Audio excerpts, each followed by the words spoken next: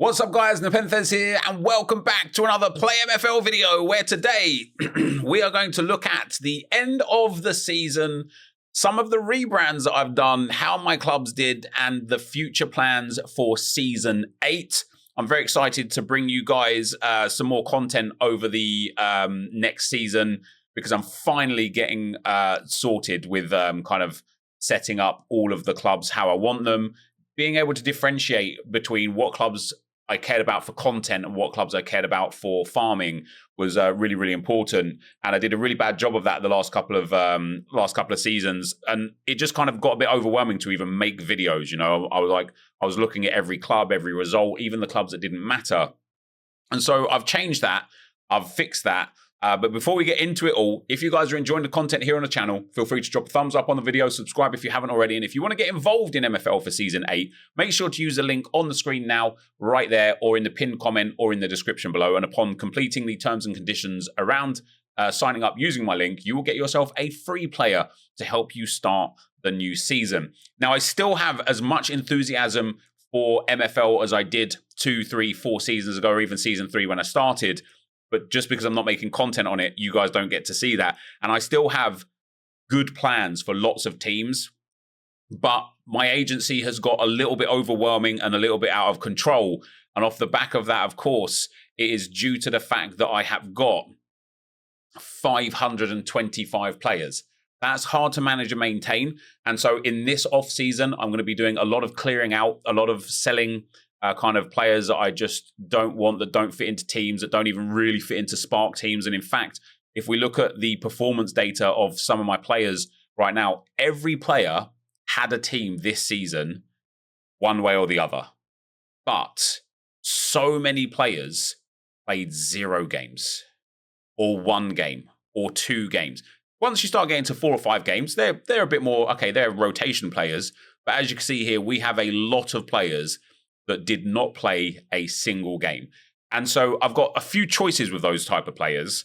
I can either buy another club and put them into a Flint farm, which I'm not opposed to, or I can try and sell them and kind of maybe generate some revenue to improve Prestige 26, which I'm also not opposed to. Now, I'm in the middle of a rebrand. You might notice from some of the club badges.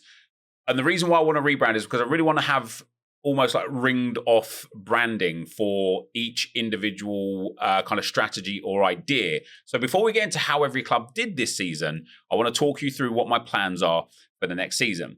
So I aim to have a team in Iron, a team in Stone, a team in Ice, a team in Spark, and a team in Flint that are best in the agency. And the idea is to maintain in those 5 tiers.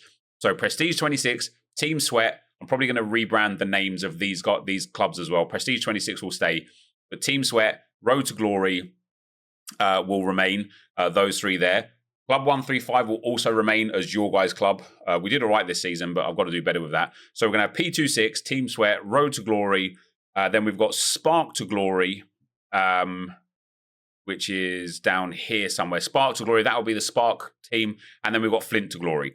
Now, these will all be branded very similarly by way of badges, very similarly by way of names. And the idea is that the Flint one, basically the idea is to use the agency to get the best team possible for Prestige 26. If I need to sell some players to buy a better player to get Prestige 26 into a position where they can compete in the Iron Division, I just don't want to get relegated, basically, then great.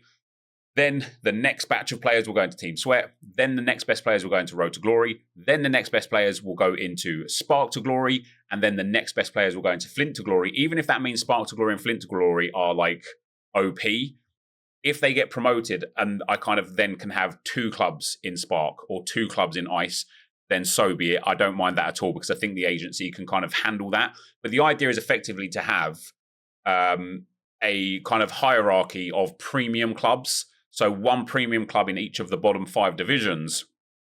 After those 5 premium clubs, we've got Club 135, which will be your guys' club, which I will actually put effort into this season to get us promoted from Spark back up to Ice and up and beyond.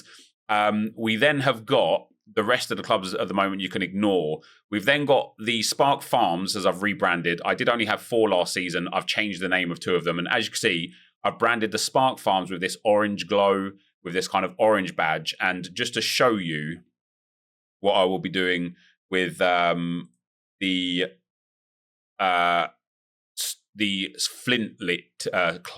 Flint farms, they will have badges kind of like this. It's kind of like Stone Age badge. Now, these badges, they're not the final branding. They're just to give me ease of differentiating when bringing you guys content for season 8.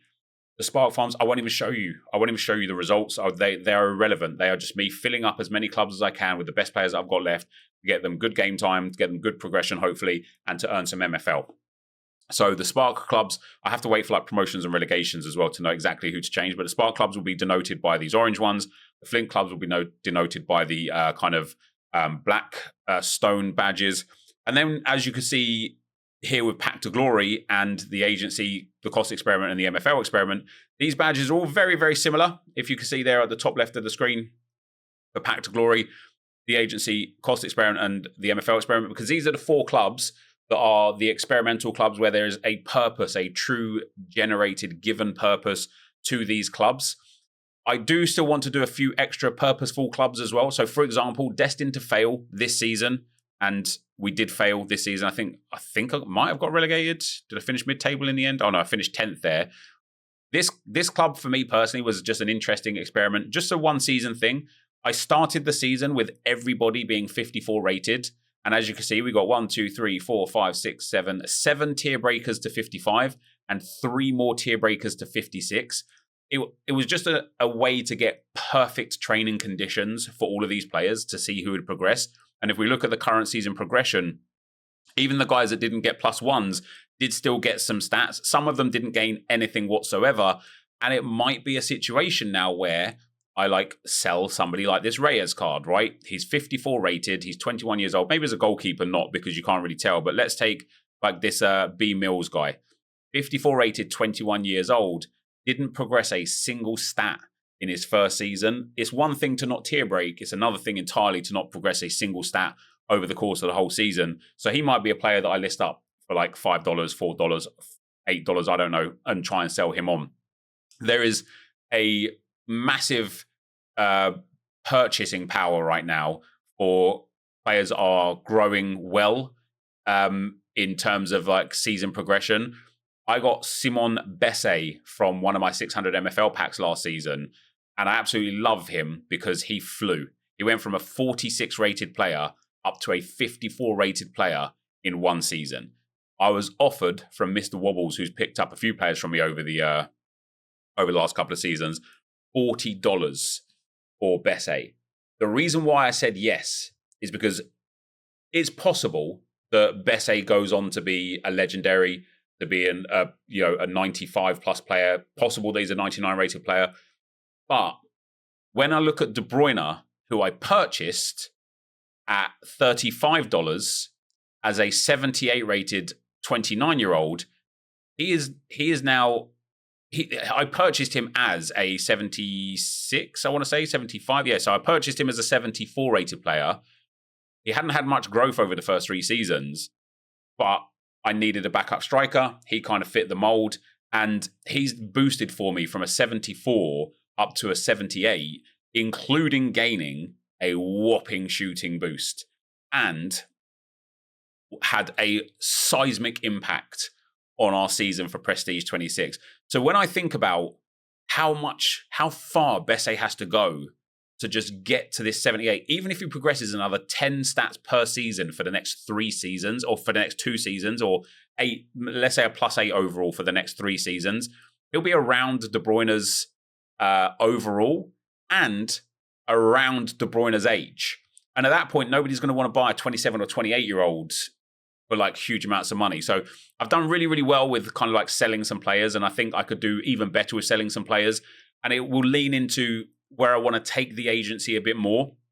Because like I say, with the P26, Team Sweat, Road to Glory, with the premium clubs, I'm going to call them just for the sake of ease, with the premium clubs, I'm happy to spend money on them, but I want to like invest money that I make from the farm clubs onto them. What I ideally want is for my own players that I get out of those common packs to grow, be put into these teams to help us in these teams, and to kind of like, you know, it would be great. Like, let's say I kept Besset, he might be in my Ice team, no, my Spark team next season. If he then did push up to a 64, then he might go into the Ice team. If he then pushed up to a 73, 74, then he goes into the Stone team. If he then pushes up even more, then he goes into the Iron team. That was kind of like the plan. That was kind of the setup. But in the meantime and in between time, I've sold him for $40. If I can sell another 10 players for $10 each out of my agency, I've now got $140 to buy one quality player for one of the other top teams. So that's kind of the plan. Now, when it comes to what I want to show you, it's irrelevant to kind of show you the farm teams, and so I won't. Instead, we're going to start with showcasing the progression for the season. I have had a couple of absolute elite progressors.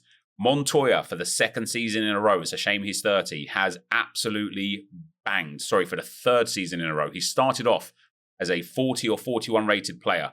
He has just grown and grown and grown. As you can see here, started off as a 41. By the end of season 1 for him, he was a 50, went +9. By the end of season 2 was a 57. This season, he's now gone up to that 64. He's on that tier break. If he tier breaks again, when rollover day comes, if he doesn't get the retirement exclamation point, we'll have at least another 4 seasons with him. With this level of growth, he could end up being one of our premium players. And his stats are very good now. His defense has caught up to his overall, which is really important. His physical is brilliant. His pace is brilliant. His height is good. He is just a beast. And he is the prime example. Him and the guy that I just sold for $40, they are the prime examples of why I love spending my MFL on nothing but 600 MFL packs. Because I'm getting these players that are moving. And Montoya's not the only one. You'll see here as well, he didn't gain as much this season as he did last season. And that is, again, because he's now on tier break. But we've got Colombo, our 24 rated right back, 6'3", generally well-rounded stats, needs more defense for sure. But his progression over the last 3 seasons, he started as a 46 rated, ended as a 54 rated at the end of season 1, then ended as a 61 rated at the end of season 2. And then this season grew quite quick at the start and now has again hit that 64 rated tier break section. And I think about him as a 64 now. Both of these guys were in the same club at the start of the season. They both progressed nice. They will now both be put into premium squads, not the first owner squad that they've been in. And so I really like this type of player. And we've also got another mover. He's young, which is good. He's still very low rated, but Dundar, not much growth last season, lots of growth this season. He's gone up +7 this season, +5 this season, which is good.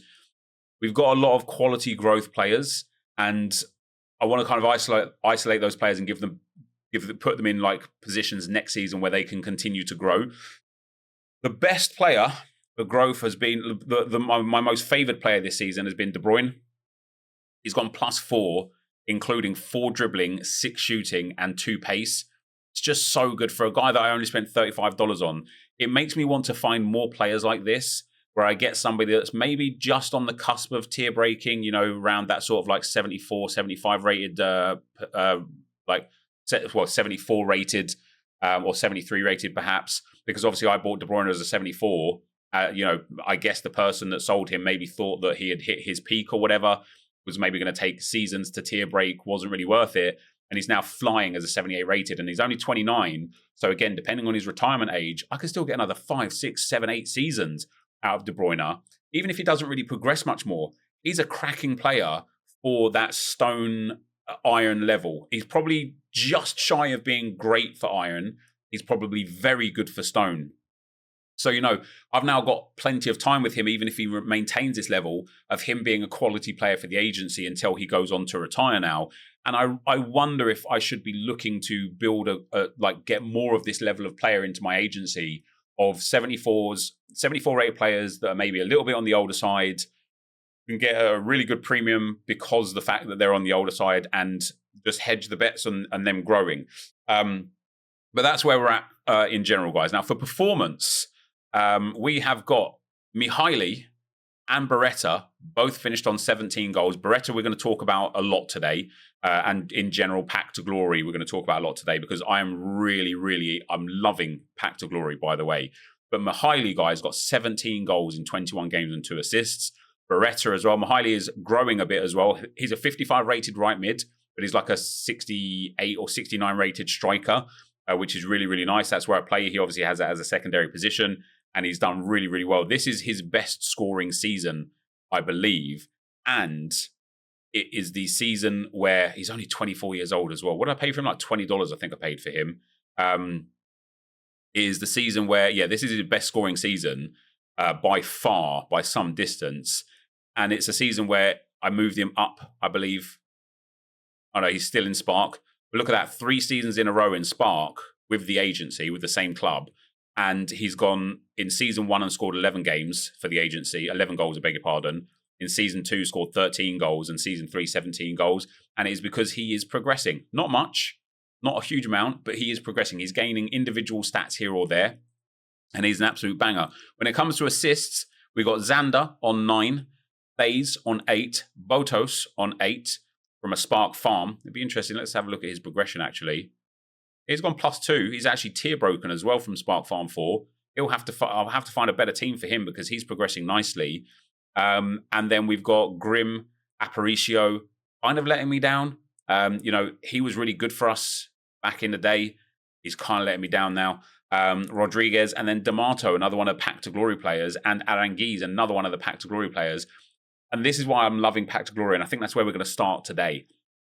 Pack to Glory fascinates me because the premise of the team is we started with a bad team of players from the agency, right?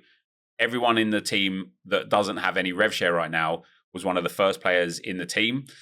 Have I written those down yet? I haven't written those down yet, but this guy here. So the idea basically is to use the MFL that the team earns to replace the players with players that are out of the packs that it earns.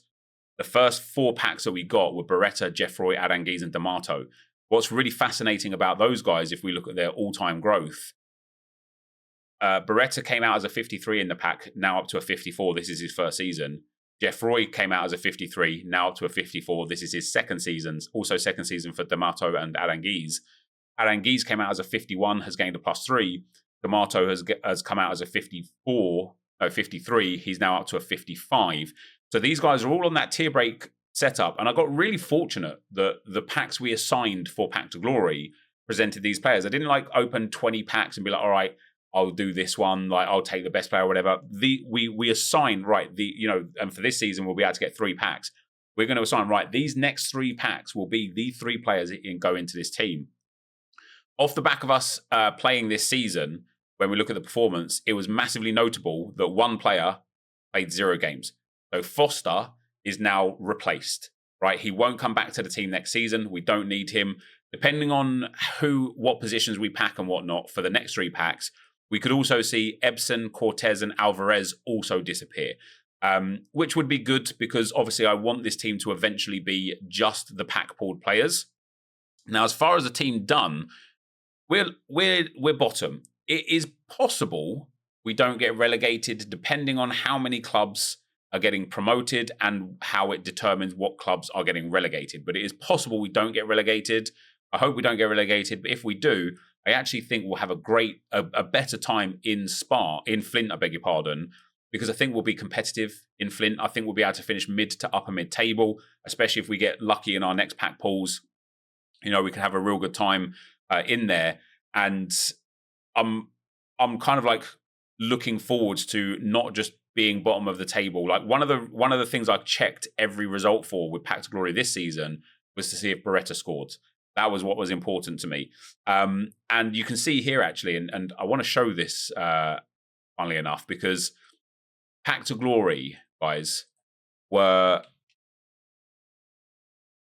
very, very, very low down in the MMR table. 52 MMR. The team above is at 60. That's an 8 difference. From 11th to 1st, there is also only an 8 difference in MMR. So I am as far away from 11th place in terms of quality as 11th place are away from first. So to see the team pick up 14 points this season, that is genuinely brilliant. Who did we beat there? Rarely Minted. They finished 4th. Their MMR was 8th. It was genuinely brilliant to see us pick up 14 points. Moreover, we got to the quarterfinals of the Aspirants Cup, which is also amazing, but more amazing, and there's going to be a little bit more on this immediately after. Beretta finished top goal scorer with 9 goals, which was unreal, especially after I forgot to put him into the first knockout team here. I forgot to put him into this team, and I won. He didn't score in the next game, so 9 is what he finished on. Maybe I could have got him an extra goal or 2. But we also got Aranguiz finishing top playmaker. So from pack to glory, and again, this is why the team is just... I'm just loving the team right now. It's a shame that it doesn't show the individual trophies in there. But when we go to my overall HQ, you can see the rewards here, the accolades. So Prestige 26, bit of a giveaway there. But yeah, we've... I'll not scroll down a little bit there. Brooks got Golden Glove in the Aspirants Cup Tier 58. My 69 rated goalkeeper for Spark to Glory. Thays got the Playmaker Award in the Aspirants Cup Tier 100. I don't want that. I just wanted to click on him there, to be fair. He got the award for the most assists. He was the most assists in our agency altogether. Dander got another Playmaker Award. He is part of the MFL experiment. So these ones are fun for me because the agency, the MFL experiment, and Pact of Glory are obviously like the ringed off, 3 of the 4 ringed off experimental teams. Alanguiz got the Playmaker Award, and Beretta there got the Golden Boot.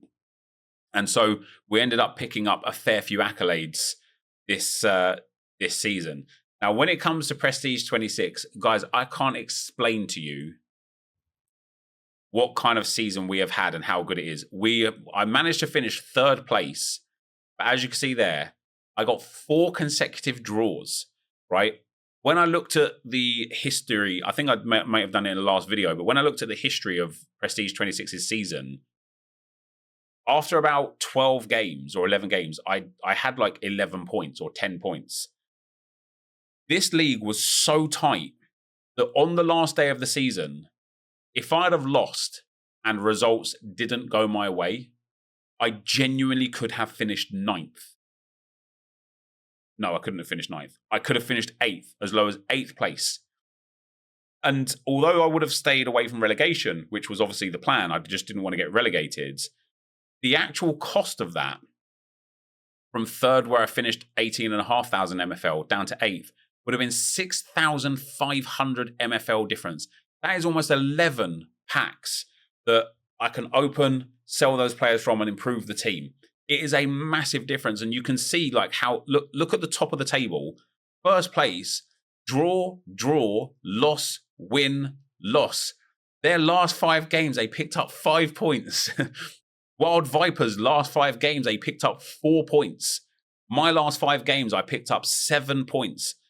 Huskies picked up 15 from 15 here. They must have made some changes like halfway through the season because they've been on an absolute heater.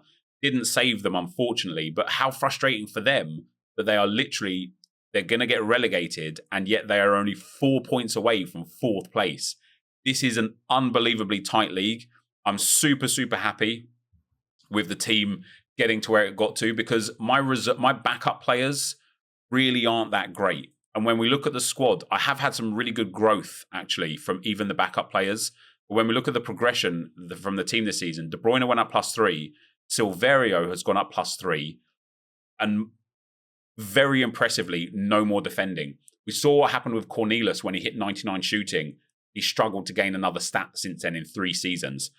Silverio has gained no more defending, but he's gone up +3, which is giving him 7 physical, 7 pace, 7 shooting, 4 passing, and 3 dribbling, making him an incredibly well-rounded DM now. We also gained +3 on Georges with 7 pace and 3 defending, which is good. Obviously, the dribbling's nice. The shooting's kind of irrelevant, but +10 there as well. Paulinho, the centre-back, Finally got him into my own team. He was been out on loan the last couple of seasons. He gained a +2, including some some passing, dribbling, 1 defending, and 3 physical. Oshek, the goalkeeper, went up +2. Janusik, another left back. I've now got 2 brilliant left backs, went up +1. Kantos, my other DM, went up +1. Beckman went up +1, didn't really gain much, and Karlberg went up +1 overall, but he's on tier break now. And as you can see, even some of the other players have gained some good stats overall. But when we look at the squads, the best players are like in that low 80 range now. The worst players are in that mid 70s range. The team that I've got here, my first team is quite good. My reserve, my rotation players are quite bad. And so the fact that we managed to not only get 3rd place in the league and now we've got a bronze playoff to play for, which is unbelievable, but we managed to win the cup against our friend Doge Sports. We loaned Cornelis to one of his teams a couple of seasons ago, and he did very, very well. In fact, it might have been, I don't think it was this team, but in the final here, my XG is better, it's double, my shots on target are good. Beckman scored the goal that won the game, and here it is. Janusek plays it to Silverio into Albuquerque. It went to extra time. Great ball through from the centre-back, and Beckman finds the back of the net. But it was just the actual cup was heavily won by De Bruyne, and I'll show you why in a moment. But because we won it, we only got 2 wins, by the way, in the group stage. And I think, if memory serves, we won the last game that sent us through. I beat on the way Gdansk, Iron next season, and Bilko MFC, and played Doge Sports in the final. So I also picked up another 1600 MFL from the 2 group wins. 23,500 MFL for the cup win is unbelievable scenes. But when we go back to the squads and we look at De Bruyne specifically, where is he? There. And we look at his goals and assists this season, as you will see, 10 goals, 3 assists. Oh, actually, wasn't as many as I thought. He must have scored those all in the first few group stage games. I had in my head that he was bagging goals in the cup, but he wasn't. He got 2 goals, 2 assists in the cup, but ended up with 8 goals in 13 games in the league, which is, they were all kind of piled on towards the back end of the games. Like if we look at the Miami Mean Machine, a 1-1, a 2-2, and a 2-2 there. The last 4 games, for example, we've got De Bruyne with 2 goals against the Miami Mean Machine. De Bruyne didn't play in that game.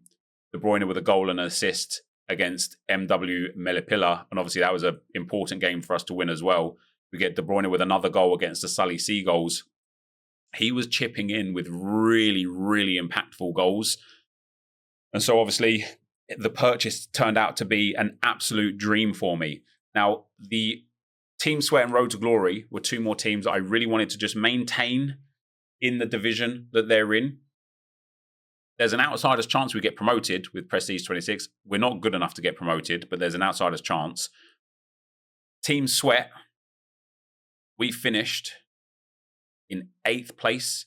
2 draws in the last 2 games after, and again, a real tight league in the bottom half. That bottom 6, you can see here, Konstantin at 6th are only 6 points ahead of 10th place Greek Goats. And they picked up 9 points in their last 4 games and just couldn't quite do it. Team Sweat have maintained. It's really fascinating, and I know I've said it a few times, but it's really fascinating with this team because this team is basically the team that got Prestige 26 promoted from Stone to Iron 2, maybe 3 seasons ago. And the general quality of MFL players has increased so much in those like higher divisions that the team is now just good enough to not get relegated from Stone. Whereas 2 seasons ago, it was good enough to comfortably get promoted from Stone. We've had some really interesting players in this team this season. When we look at the progression, not a lot, some ones here and there. Hedstrom, who is retiring this season, has continued to progress. What a sad player to see, by the way, because he was born at 28 and he's retiring at 32. Like, it is pretty much the shortest career you can get out of someone. I bought him, was it $20? I think I paid $18 for him. Kind of banking on the fact that he would, play into his sort of mid-30s. He's not. I've never had a player retire before. So two things are going to happen now. Number one, I'm going to get to see what happens to a player when they retire. Do they just stay in your agency with the retired symbol? Do they disappear from the face of the earth? I don't know. But second of all, I'm actually going to have to replace Headstrom. He is going to have to be replaced now.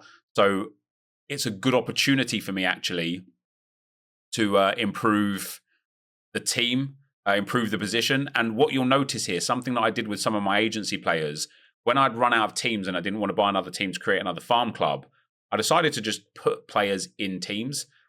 Because there's already enough players in here, the low rating of these players wouldn't have impacted the training at all, or the kind of rules of the rating in the league and whatnot.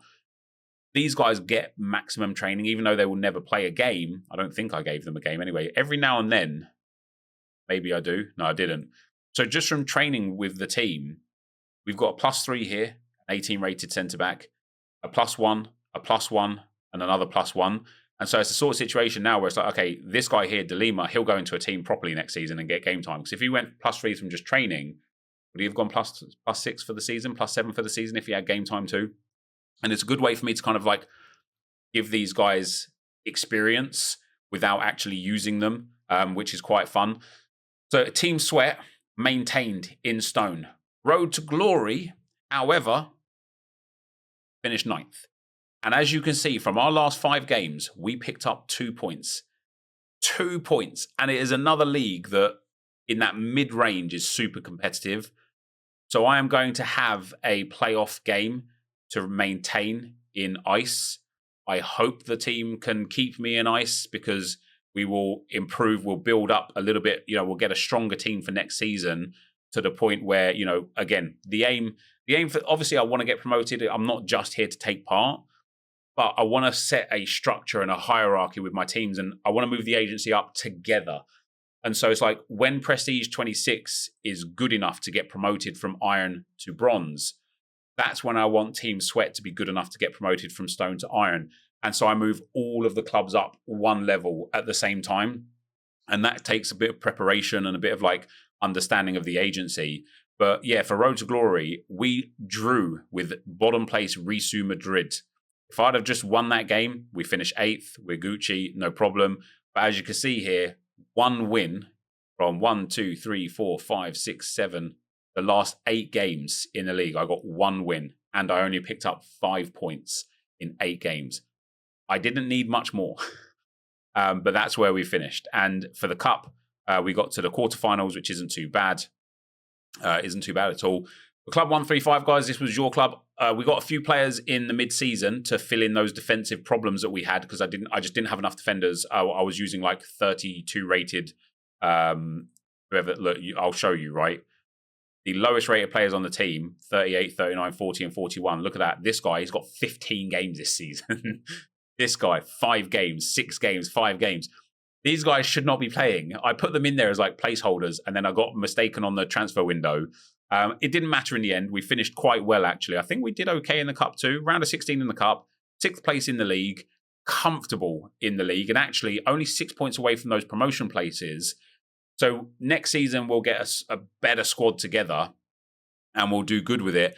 And if I remember correctly, one of you guys have got a player now that has got an accolade, a personal accolade. I can't remember what it was in. Wasn't the Aspirants Cup from the Spark League? Was it a Passers Award? Was it the goalkeeper? There you go. So R. Dallas from BR4, you got yourself the Golden Glove. So congratulations. He was the best keeper by far in the league this season. So congratulations to you. The rest of these teams here now, just quite irrelevant, apart from the ring fence team. So Pack to Glory, guys. I've finally got my spreadsheets in order and stuff like that as well. This season, we got 1,150 MFL for finishing 12th in the league and 450 MFL for reaching the cup final. We've obviously opened 4 packs. That's the 4 players that we've got that have the 1% rev share on them here. D'Amato, Aranguiz, Jeffro, and Beretta. We've got 2,261 MFL left. That will enable me to open 3 more packs and have some more left over for the next season. So we're finally getting there. We're about halfway through the rebuild of this team now, but we're getting there, which is really, really fun. When it comes to the agency, obviously the idea of the agency is just to replenish the players in the team with the MFL that we earn from the agency. It's been a really interesting campaign for the agency, actually, because they've done really good in terms of where they finished in competitions. Since its inception, we finished 8th, 3rd, and now 5th in the league, which is quite mad. We also got 12 wins, and we only got, what was that, like a few points less? 4 points less this season. What would 4 points given me? Would have taken me to 4 points would have done nothing for me extra this season. How mad is that? That last season in the same league, that 43 points was enough to get me 3rd place. Yet this season, 43 points would have kept me exactly where I am in 5th place. How mad is that? 2 group stages in the cups there, and then this season 5th place with a round of 16. So with the agency, we've already opened 5 packs. And so those 5 players, as we can see here, again denoted by the rev share at 1%, 1, 2, 3, 4, 5. Those 5 players are replacing the starting team players. All of the starting 11 or the starting team are actually still in here, and I've got them pre-contracts for next season already. Something I didn't do last season that created me an insane amount of work that I've done this season. I've gone and selected every player from the club and already given them the pre-contract agreement. What I'll do then is I'll then open the packs that are eligible for this club and then isolate the players that we don't need anymore and get rid of them. What's really fascinating, though, about this team and the way this team's played is that the players that I put into the team to just be in the team are just progressing really well. If you look at the current season progression, we've got lots of 1s, 2s, and 3s. But when we look at a bit more of like all time, these guys, like I think this guy, for example, he got a Playmaker award this season. I genuinely think he only has played for the agency. Yeah, he has. And so he started out as like a 57 rated just to be part of the team. Now he's up to a 62 rated. It's the same for Davidovic. When we look at his player page, he has only played for the agency. He started out as a 54 rated 7th centre-back. He is now a 61 rated centre-back. So the team itself has actually progressed really nicely to the point where when we're improving, when we're replacing these players in the squad, we're replacing them with like lesser players now that haven't had that career length to improve. So anyone that we pack now is actually going to be a step down in terms of quality onto the team. Obviously, it doesn't matter because the purpose isn't about anything other than replacing the team. But with what we've earned this season, 1,650 MFL for the 5th place finish, 365 for the cup finish. With what MFL we had left, we now have 2,215 MFL here. So again, another 3 players to be replaced in. We still got 2 spaces left in the team. So I only actually have to get rid of 1 player from the team if I wanted to. If I wanted to give the new packed players some time to bed in, to develop a little bit, I could do that. I probably won't. I'll probably cull this team a lot because I want to take maybe some of these players and put them into like a better team, basically, where they can actually do something. So that's the agency, guys. Then we've got the cost experiment. Now, of course, the cost experiment was us buying lots of $2 players. Probably going to get relegated here down into Flint. And the principle is the same. And it was just about kind of replacing those players. We've already opened 3 packs. And again, those 3 players that we got was Van Dongen, Blom, and Londono. Not the greatest players. The team is not the greatest team anyway. It deserves to be in Flint. So I don't mind if it goes down to Flint anyway. We earned 1,200 MFL for finishing in 11th, 80 MFL from the Cup this season. And so with what we had left, we now have 1,730 MFL remaining. So we can get 2 more packs to replace this team. Hopefully next season, that'll be 2 or 3 more packs. But yeah, we're slowly but surely redeveloping this team as well. This one's taking a little bit longer. Of course, all of the players that I've got in this team that aren't the pack pool players, I purchased for $2. The idea was to try and get as young as possible, Obviously, they've had 3 seasons now. So, these 27-year-olds were 24-year-olds when I got them. But the idea is to replace them all before they retire and maybe even sell them. Unbelievably, the progression of these players isn't great. This Fetiosa guy here, he's gone up a +10. I bought him for $2. I could probably sell him now for more than $2, and I might, because he's so far clear of everybody else, and even in this current season has gained a +2, because he's so far clear of everybody else. If I could sell him for even $5, $6, $8, $10, maybe, I don't know what sort of price he goes for, but even like $5, $6, that would cover off the price of 3 of the purchases. And so it'd be nice to actually get some profit whilst doing it. And, he's just about in that age range now where people won't even want to buy him pretty soon. But yeah, for the most part, the cost experiment is doing good. And then the agency. Now, the MFL experiment. This one was a weird one because I didn't really set myself up well for this one. The idea behind this team is to take the squad, keep the same squad, earn as much MFL as possible with the squads, and then with the players that we get out of the packs from the MFL that the squad earns, loan them out and kind of use that MFL to continue to snowball. Then when a player retires, we use one of the either packed players already to slot back into the space that the retiree has taken, or we open one of the future packs to kind of replenish the player. Now, once again, because this team has been together for 3 seasons now, even if we look at the current season growth, we've got some growers. Heinrichs is now up to a 63. Ferrero's up to a 58. Xander tier broke this season, up to a 65. And when we look at their all-time growth, these players are obviously from my own agency. So he started as a 52, now up to a 63. He's not been in this club forever, but these players that are progressing quite a lot, I feel like they should be replaced maybe anyway. I don't know. The MFL experiment finished in the league at 6th place this season, which is a good place to be. The cup, we got to the round of 16. The accounting for this team was quite difficult before I went through and rebuilt the spreadsheet and stuff that I've got.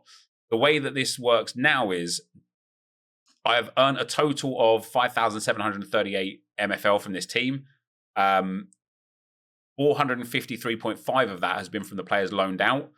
The total MFL that I've spent has been 3,000, so I've still got 2,700 available. So we can get 4 more packs this season, or we can maybe get a different pack. And this is where this account is quite fun, because obviously I could go and get a limited 55 to 59 rated player pack and then just loan that player out. And would they bring in more? Because the players that I've loaned out, I've got 5 players so far.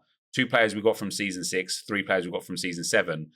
They haven't earned huge amounts. We're looking at an average of about 60 MFL per season per player.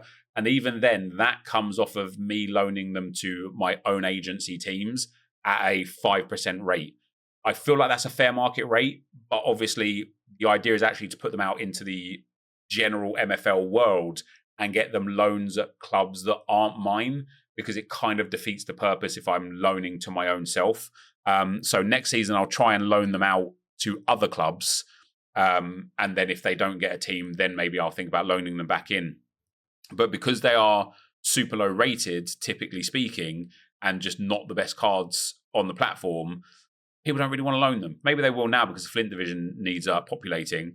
But whereas a 55 to 59 rated player, that could be something that somebody would want to loan and might yield a little bit more over time. So let me know what you think about me potentially getting a limited 55 to 59 rated pack from the MFL that we've earned from the MFL experiment, opposed to 4 common packs, which might not be quite as good. And that's basically where we're at, guys. Like I said, I've still got a fair bit of rebranding to go. I have started it. When the new season starts, it's going to be different with how I produce the content. I'm only going to show the premium clubs and the ring-fenced clubs in the kind of content stuff, because the Spark Farms they're irrelevant. Where they finish doesn't matter. How the players behave doesn't matter. We can look at the players' progression and things like that in the HQ.